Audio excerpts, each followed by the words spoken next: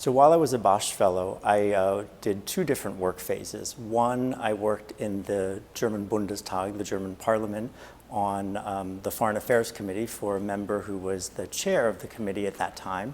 And then my second placement, I worked actually running a European Parliament election campaign for the then a German Green Party candidate actually for the European Parliament. And really the best part of that experience was winning, right? So we won the election campaign, but it was, Germany has proportional representation. So I knew he was going to win already because of where he was on the list. But I like to think that with the work we did, we helped people who were following him on the list actually get in, and they achieved a lot more electoral wins that session than they did in previous elections. So the seminars are extraordinarily substantive and great opportunities to network with the other fellows and be exposed to issues that you're really interested in coming into the program, but also areas that interest other fellows. You're getting exposure to different ideas. Beyond the substantive elements, I have to say the best experience was meeting the CEO of Renault in Paris and then being invited to, this is the car company of course, and then being invited to join him for lunch in the Renault cafeteria. And I will say that I wanted to be forever an employee of Renault given that wonderful cafeteria and wine at lunch. So after the Bosch Fellowship, it really was a way to redirect my career, and I was exposed during the fellowship to issues of immigration and immigrant integration in Europe. So actually I came back to the US and started working in those issues and working in the US government on immigration policy.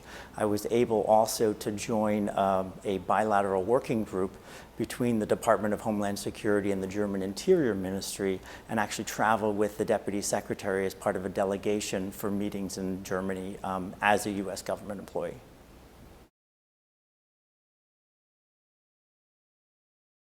Living in Germany is fantastic. For me, I had been there before as a student and had traveled there, but nothing really replaces the value of living there and having to do those daily interactions. I was living for my full year in Berlin, and Berlin is special for many, many reasons, and as someone who's interested in history, it's really all around you, and in Berlin you have history literally on top of each other. You have kind of Prussian Empire, you have National Socialism, and then on top of that you have communist East German history literally layered at individual sites, one on top of the other. So it's extraordinarily rich to experience that in your everyday life and have a sense of your place in history and how things really change and how things evolve over time. Was really being able to master and get comfortable speaking German. I helped during my second stage running an election campaign for a German member running for the European Parliament.